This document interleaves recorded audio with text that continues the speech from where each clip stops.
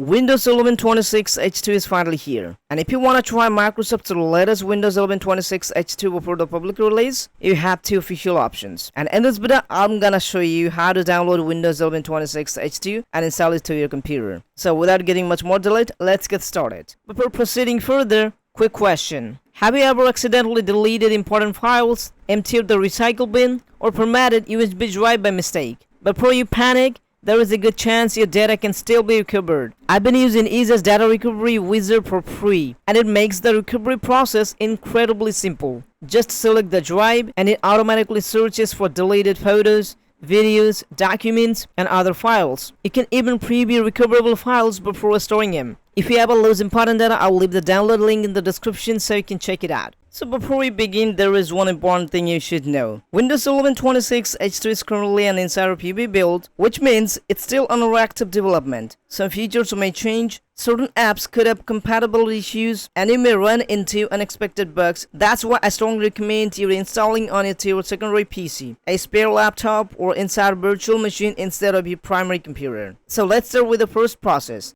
You just click on Start, go to Settings, click on Windows Update, scroll and click on Windows Insider Program, and then you make sure you've joined the Windows Insider Program, the experimental dev channel. In this channel, you will receive the Windows 11 26 H2 Insider updates. That's the easiest way to get the Windows 11 26 H2 Insider updates. Now if you want a clean install, just open a browser, search for Windows Insider Download, and here is the link, download Windows Insider PB. Click it.